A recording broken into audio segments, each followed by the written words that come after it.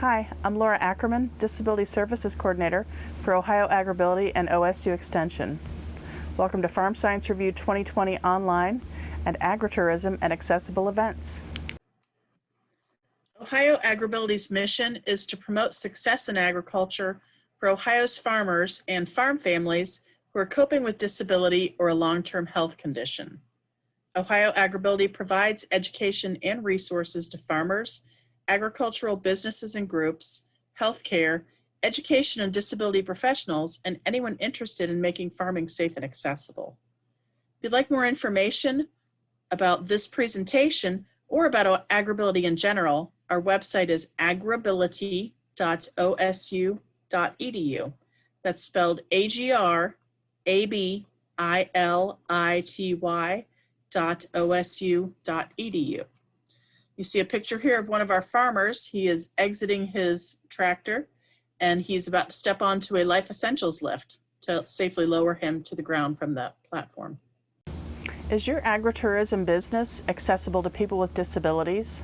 The Americans with Disabilities Act is a federal law that requires businesses with events that are open to the public to be accessible to people with disabilities. Having accessible agritourism businesses not only benefits the 14% of Ohioans who have a disability, it also makes your event welcoming to visitors. Being proactive when designing your agritourism event or site ensures that everyone will be welcome and can eliminate the need for last-minute adjustments to make your property accessible. So I keep mentioning accessibility. Accessibility is the ability to access a site, an event, a venue, an agritourism site. But I mean physically and also virtually before you get there, being able to go and look at the website. Once you arrive, you're physically able to engage in the activities, to use the restroom, to eat, to visit the store if there's a store there. So before you start, the best way to do it, the best goal for creating accessibility is being proactive and not reactive. There's a lot of plans and choices that you can make before you ever open up your pumpkin patch or whatever your agritourism is that'll make it easier for not just people in wheelchairs and not just people who have a mobility device, but everybody who visits. So plan your event thinking about setting things up so that there's enough room for a wheelchair to go through. And right now in 2020, we're all social distancing. So that's just something you should be doing anyway, giving people enough space. You'll review an accessibility checklist. I have a couple points on that later on. If you go to our website, I do have an accessibility checklist there. And I've also got a link to an official checklist from the Department of Justice that's, I think, 20 or 30 pages long. So anything you could ever possibly think to look, it's there. And then next, you want to utilize universal design, which I'll talk about later, but universal design is basically designing products and environments so that anybody can use them regardless of their age, ability, or everybody can use them. So the thing to remember is the golden rule: treat others as you want to be treated.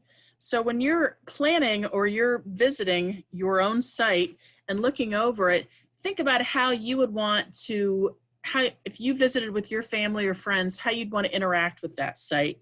You probably want to show up, pay the admission fee, and go and do whatever that activity it is, whether it's picking apples or a pumpkin or going through the corn maze.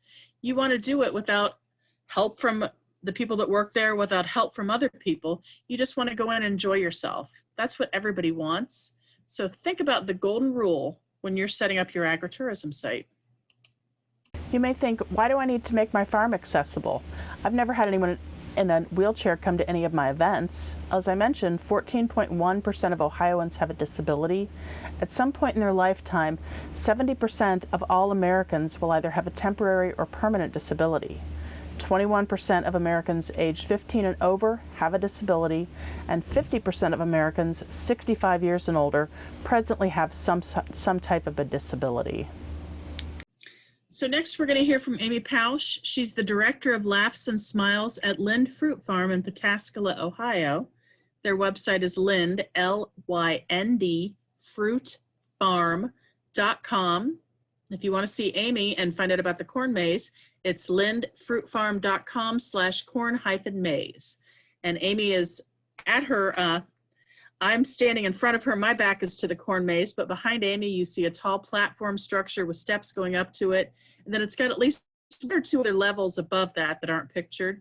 There's a golf cart behind her, and on the right, you see their ticket shack and some few other buildings. Ticket shack, you'll note, has a ramp going in and out. And then immediately behind her is a large wooden spool that she uses as a table. And there's a few other buildings around.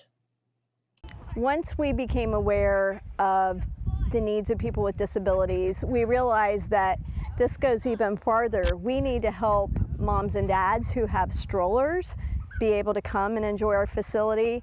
The big crowd of baby boomers who are now getting into their senior years, we can give them the ability to come if they're in a scooter or whatever. So business-wise, there are actually some rewards to be reaped if you understand that you will get a reputation of being accessible friendly, no matter if it's little ones, disabled people, or senior citizens, and they will come back because they know they can count on you. So a few practical things. We have wide aisles. We have tables that are wheelchair height. We have a wheelchair ramp that goes up and out of our ticket shack on both ends, and strollers go over it again and again and again. That's huge. We do have a golf cart in case there is a situation where somebody twists their ankle, or a disabled person, they thought they could walk to a certain spot and just got a little too hot or a little too far. So that's good for safety to have something, even if it's a used wheelchair that you get at Goodwill, that you can pick people up and give them an assist if they need it. We have seating everywhere, so a person in a wheelchair doesn't have to stay in the back. If we have live music over in this area, there is enough room that they can find a great seat and not just be kind of singled out and have to go to the back. So all those things make people feel really, really welcome. We also train our staff to be very welcoming as well. We have, on slower days, sometimes groups of people with disabilities sometimes have mental handicaps. And if you kind of empower your staff to give them a high five or an air high five, say hello, celebrate the fact that they're there, let their personality just get big and really smile and recognize them and say, I'm so glad you're here. That makes them feel like $1 million. The law does require that you provide reasonable accommodations. So what's reasonable? To determine what is reasonable, you need to think about what is not reasonable. And by the way, unreasonable is not based on personal opinion. There is legal guidance for what is considered unreasonable. A request is not reasonable and does not have to be granted if it requires a substantial change or alteration in the curriculum or to an essential element of a course or program. That may not apply to you if you're not in a college or educational setting, but if you offer workshops or curriculum at your site, it could apply to you.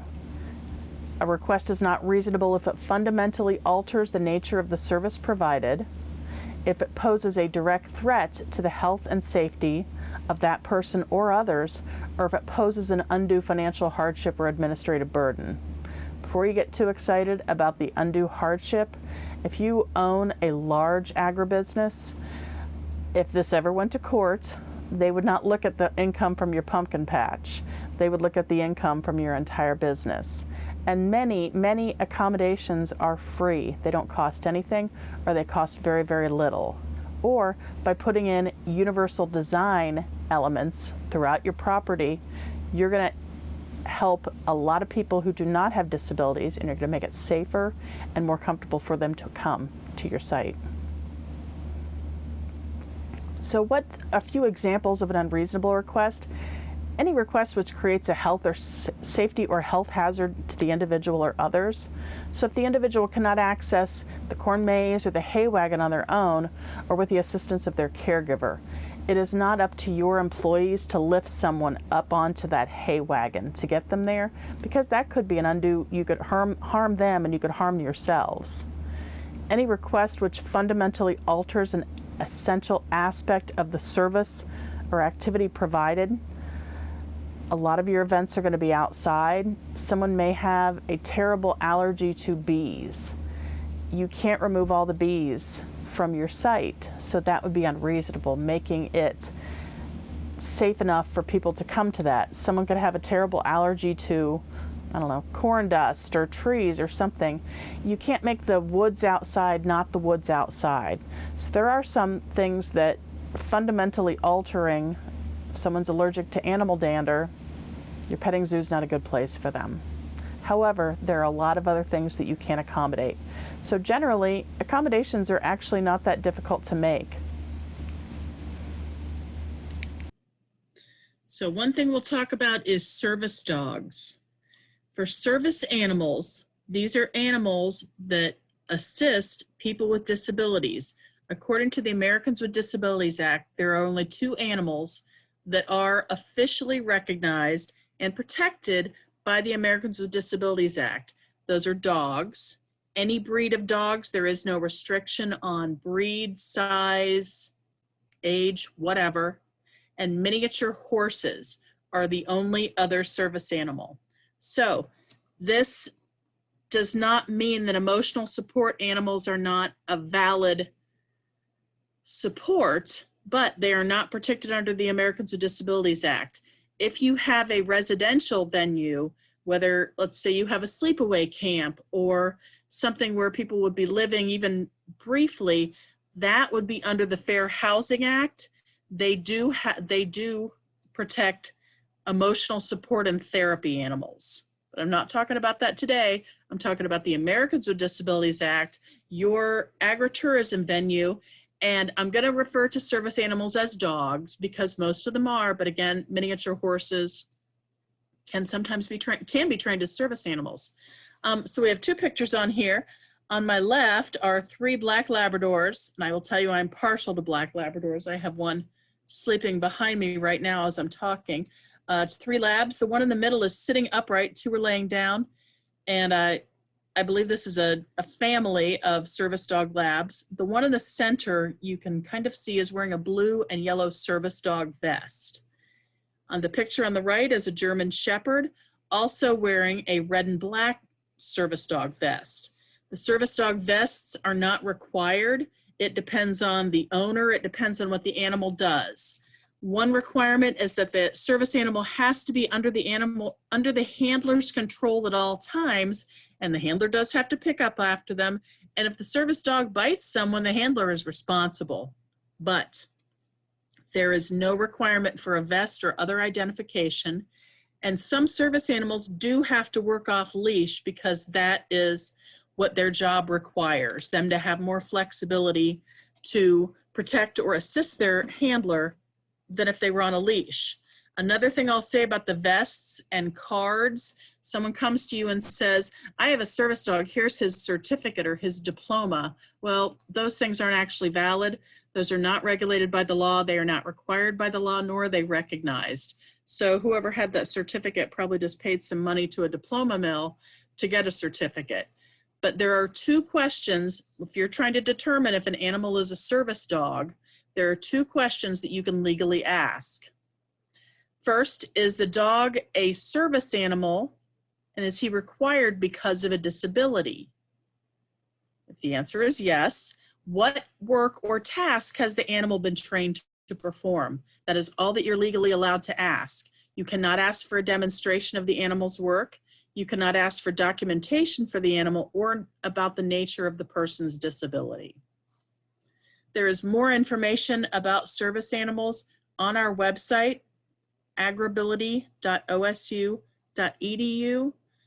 Look under the /resources, and there is a farm science review page, and the service animal document and links to official government fact sheets about it are on that page. Universal design is the creation of products and environments meant to be usable by all people to the greatest extent possible without need for adaptation or specialization. I'd mentioned earlier in the program that universal design is a very, very good way to look at setting up your agritourism site. It's it's not exactly accessibility, but a lot of it does very, very much influence accessibility. And so this is a good way to think about it. And it's meant to be usable by all people. So it's not restrictive and it's not excluding anyone. So before people arrive at your event, festival, or agritourism site, you need an accessible website. I do have some information, again, on our AgrAbility webpage. There's some information. I will be totally upfront and tell you I'm not a technical person. So I've included some links and resources that you can go to and see about what makes a website accessible. You also need accessible or electronic promotional and marketing materials, handouts, and resources. One easy way to do this, write your handouts up in a Word document and save it as a PDF. Then I will go in and I will, when I'm doing things like that, or even if it's a Word document, you have to be very careful about headings, the order that the things are read in, even if it looks fine to you viewing it. It does not, a screen reader, which is what a person who's visually impaired will use to read a website or read handouts or a book, they don't necessarily read it in the order that we would read it. So again, check out our website. I've got some more information. You also should caption videos. If you have any videos, you should close caption them. That's actually easy to do through YouTube. When you upload videos to YouTube, it automatically closed captions them. I will tell you that you want to go in and edit it. AgrAbility is often called AgrAbility, which I think is a great name, but we are AgrAbility. But you can go in and edit the videos and make sure that the word selection's correct and you've got all the words right. And you should also include event organizer contact information on any of your promotional materials, your website, handouts. You should include that so that people can contact the event organizer to request accommodations. There's two schools of thought with that. If you don't ask for requests for accommodations, the assumption can be A, everything is totally accessible. There is no need to ask for anything. It'll all be here when you show up, which is tough. Some things you can plan, but if you don't have an American Sign Language interpreter on staff, that's definitely something for classes or lectures that you want to know about up front. The other school of thought is if you're not asking for accommodations, people might think, you know what, if they're not even interested in asking for accommodations, nothing is accessible, so I'm not going to go. And you don't want people just selecting to not go to your site without ever asking. So save everybody a lot of trouble and be proactive and include event organizer contact information to request accommodations. If you are planning an OSU event, class, publications, you need to use a non-discrimination statement on all resources, handouts, and web pages. And the OSU people should know what I'm talking about. And if they don't, go to any of our websites. At the very bottom of the page on all the websites is the non-discrimination statement. Also a link to go in and request accommodations about that program. So I talked before about the accessibility checklist. We suggest that you review your site, walk through it.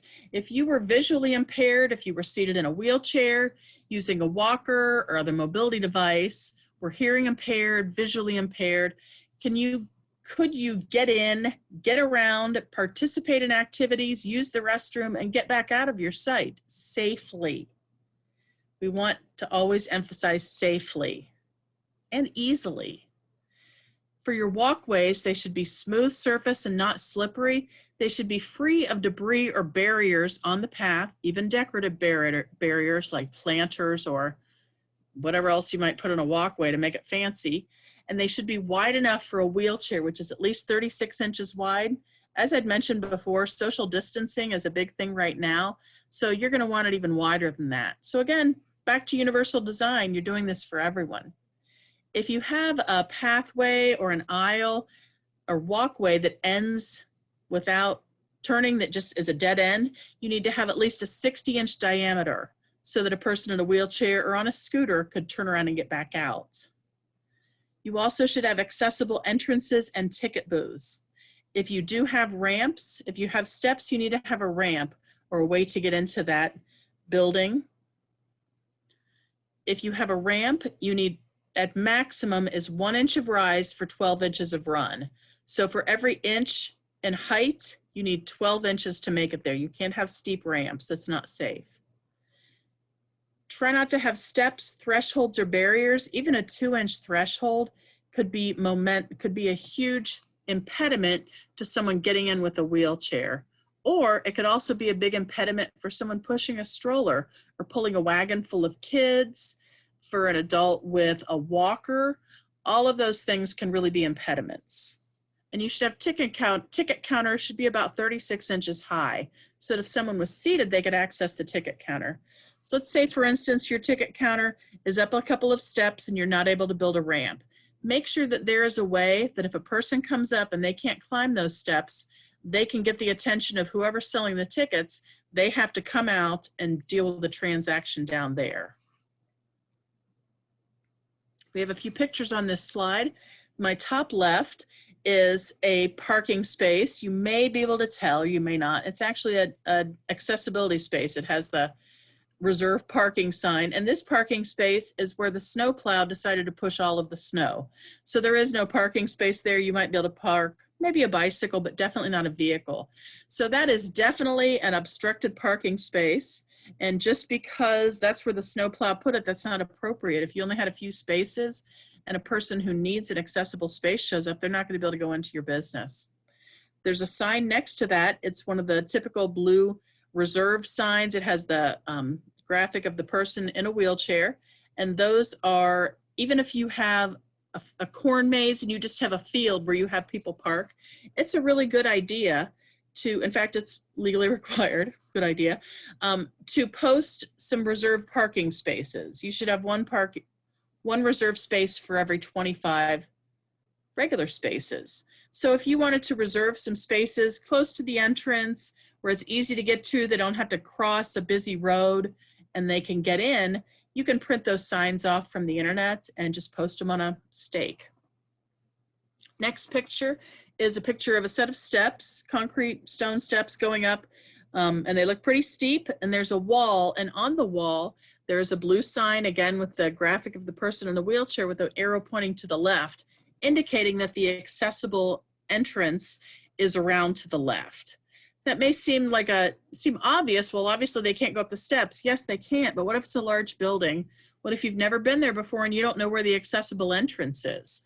It's always helpful to point people to it. Just like if you didn't want to climb the stairs, you'd want to know how you could get in.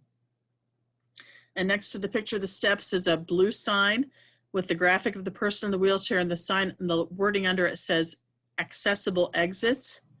You may be able to tell if you look really closely. Under where it says accessible exit, it also says that in Braille. Bottom row, I have a dark green trailer with some steps leading into it, and that is a toilet trailer.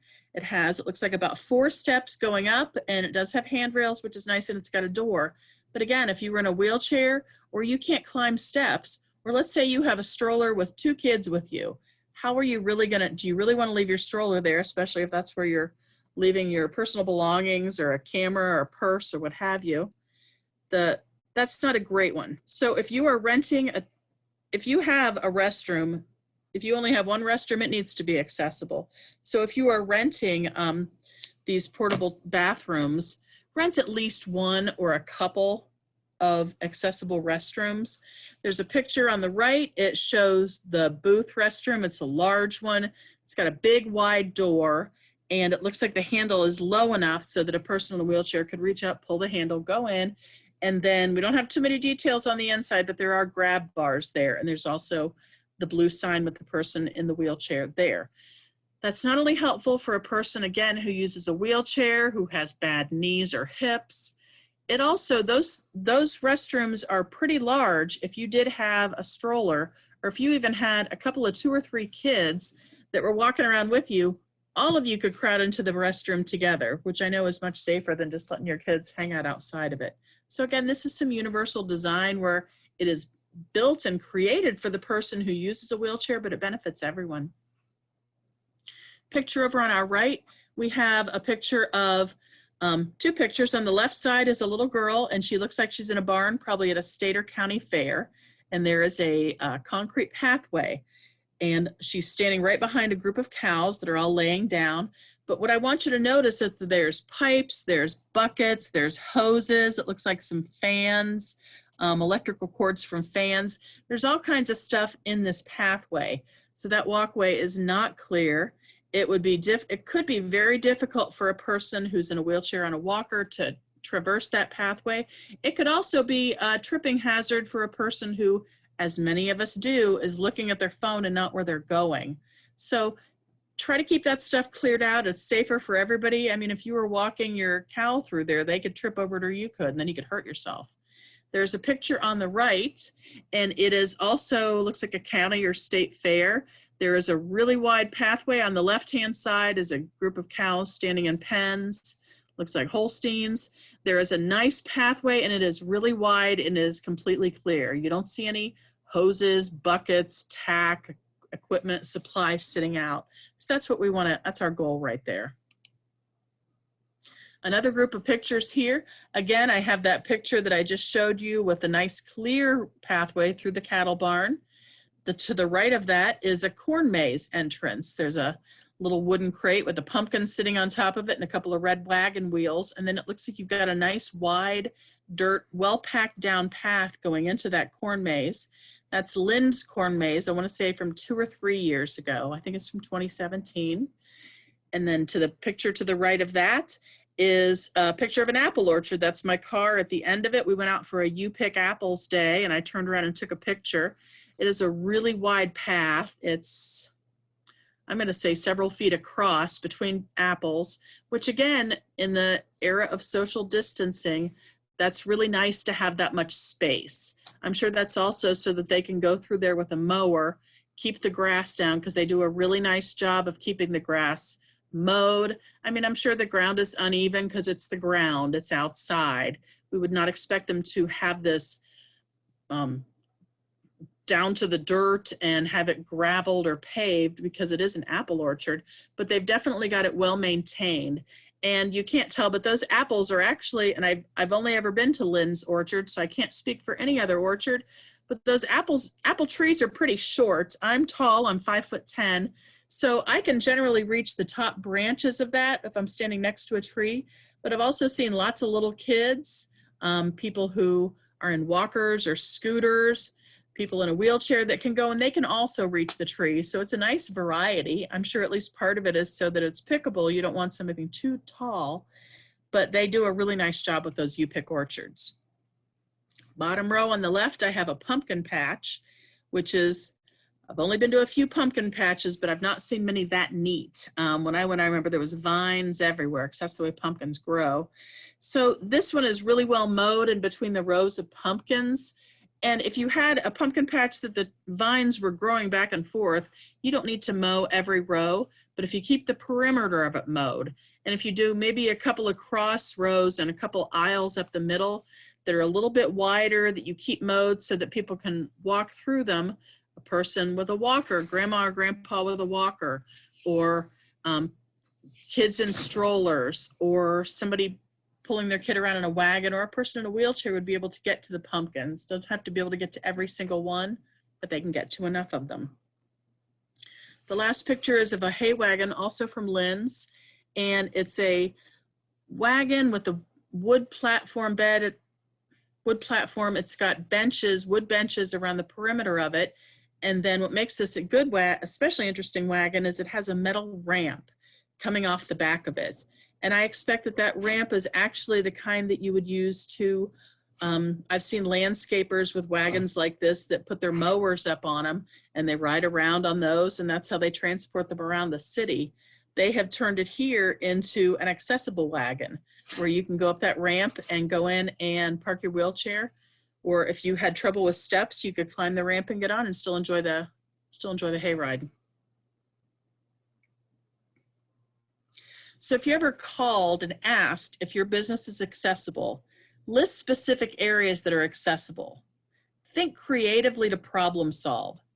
You could explain how a person could access an area that may not be accessible. For instance, if you didn't have a hay wagon with a ramp on it, they could drive their own vehicle to the pumpkin patch, to the corn maze, out to field days.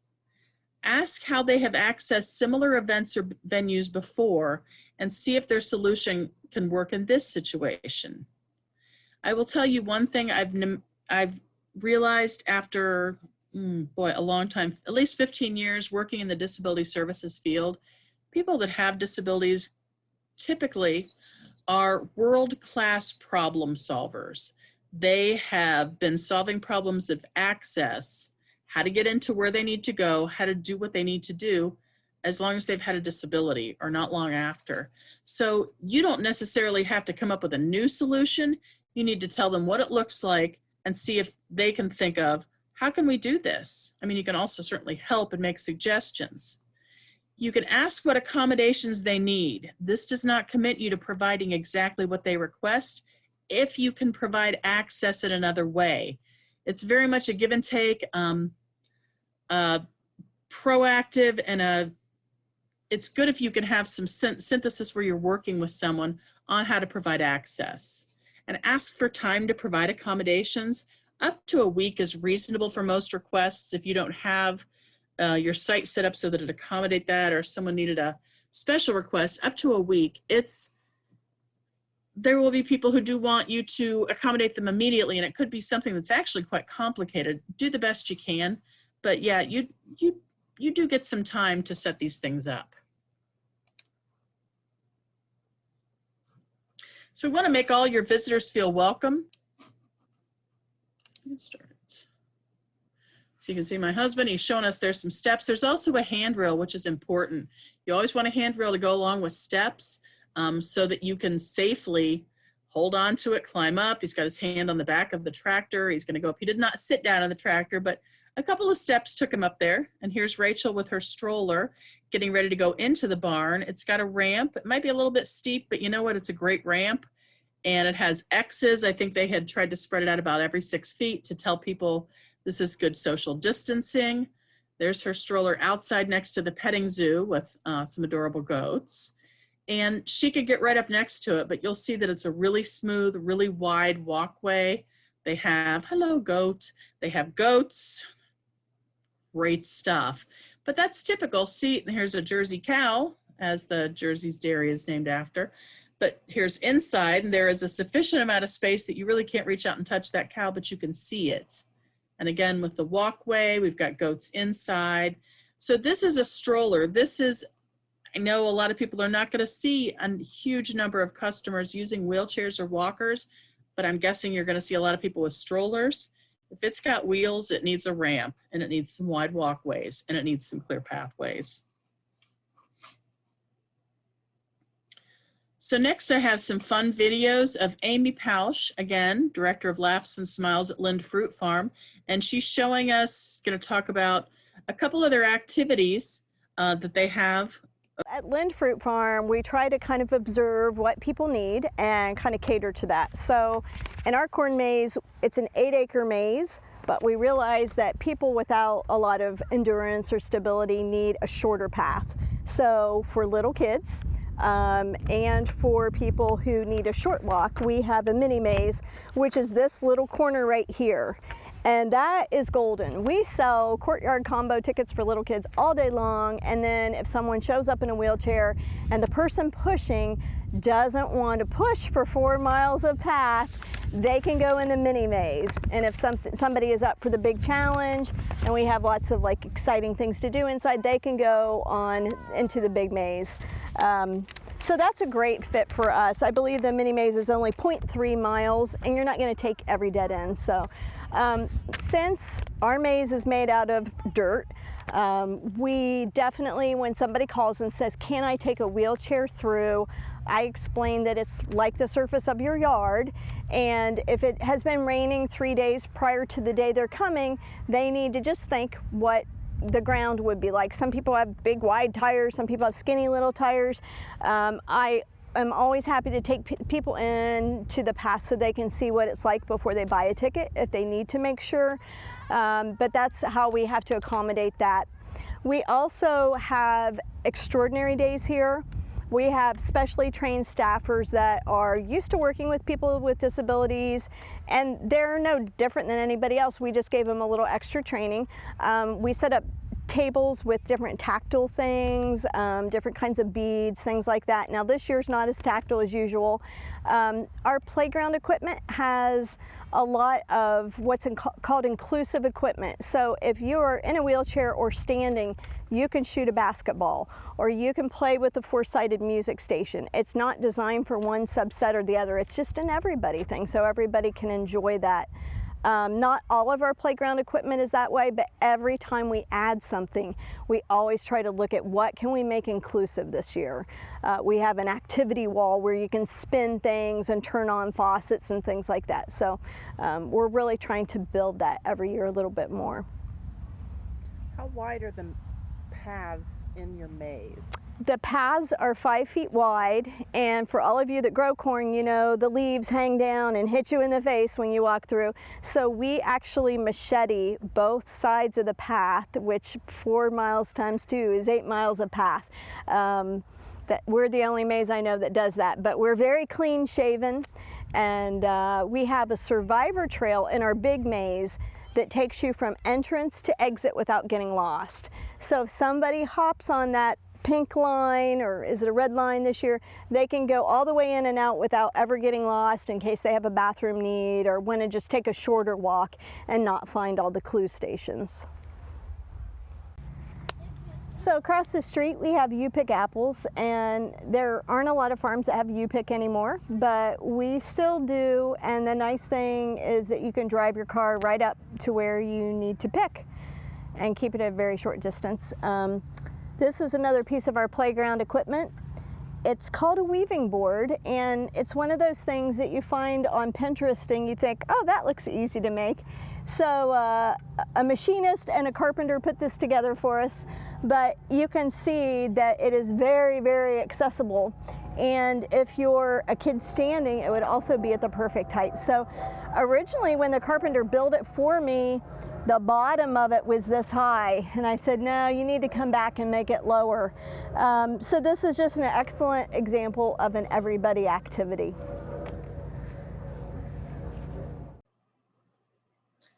Next, we have an interview I did with Dan Young, the chief ice cream dipper and CEO at Young's Jersey Dairy in Yellow Springs, Ohio. Their website is youngsjerseydairy.com.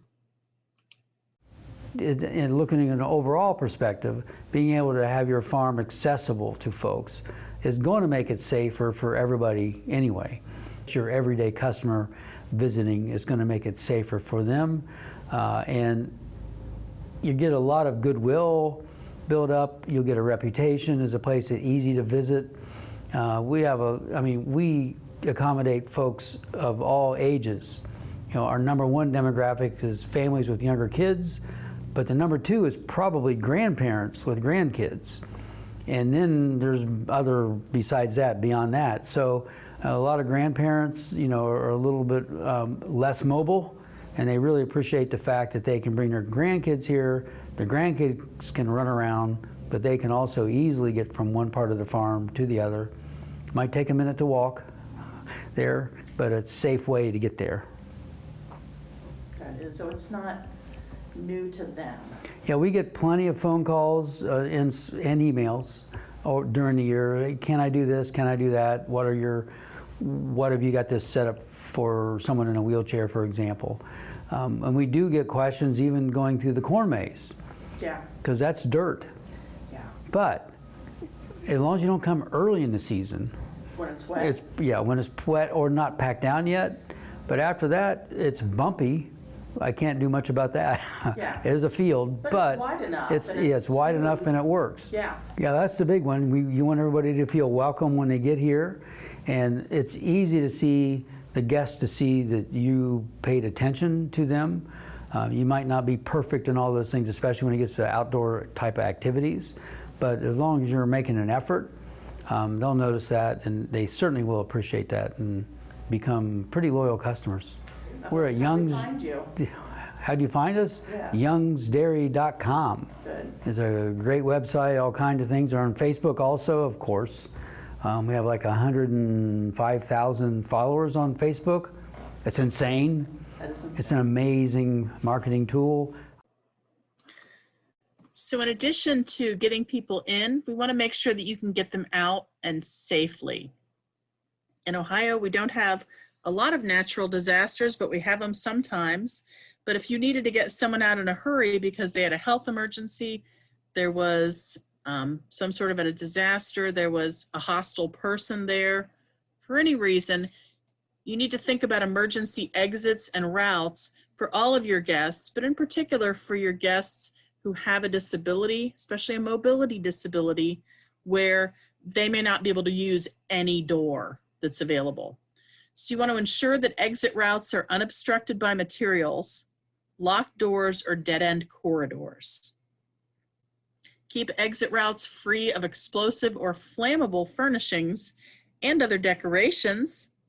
Post signs along the exit route indicating the direction of travel to the nearest exit.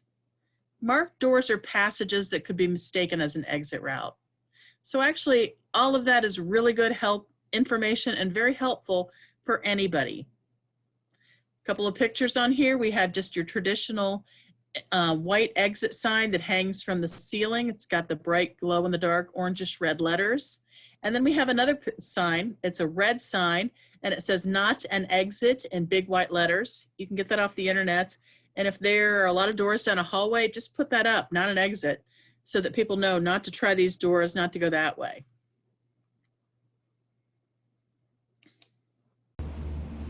To summarize, there are a lot of good reasons to make your agritourism site accessible.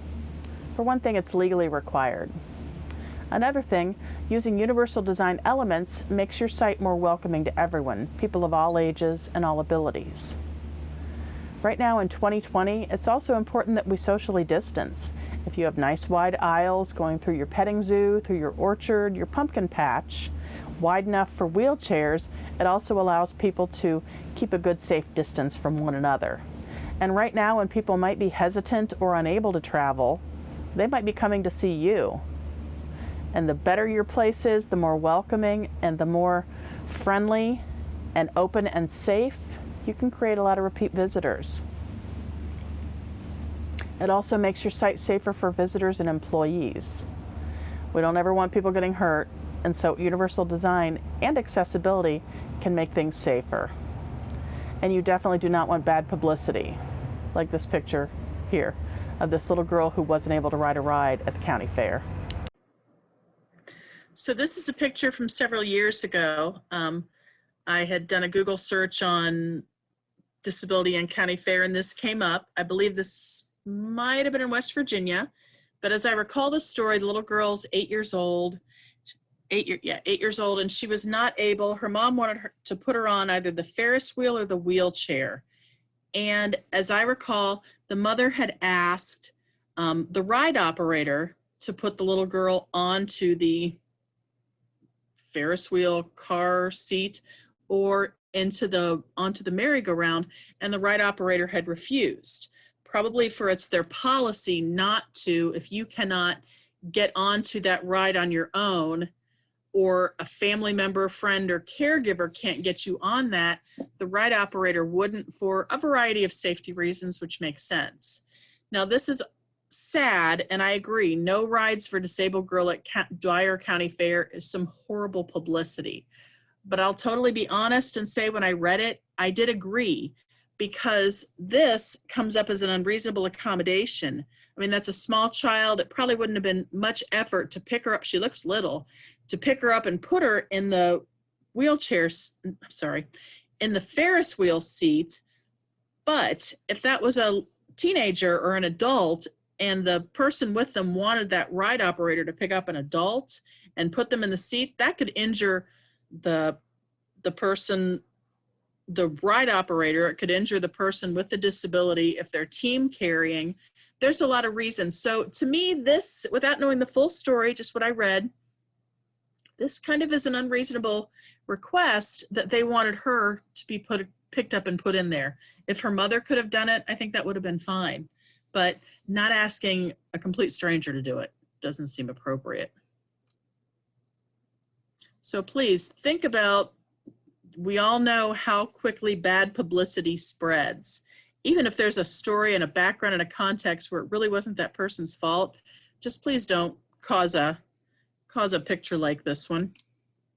So if you'd like more information about AgrAbility or agritourism, please visit AgrAbility. It's AgrAbility.osu.edu/resources. Look for the FSR 2020 page. I want to give a special thanks to Amy Pausch at Lynn's Fruit Farm in Pataskala, Ohio. Their website is lynd.fruitfarm.com/corn-maze. That's spelled LYND fruitfarm.com/corn-maze. I'd also like to thank Dan Young from Young's Jersey Dairy in Yellow Springs, Ohio. And their website is youngsdairy.com, YOUNGS dairy.com. We really enjoyed visiting your places, and we're definitely going to be back. Thank you again for joining me for Accessible Agritourism at Farm Science Review 2020 online. Please check out ohioagrability.com for more information.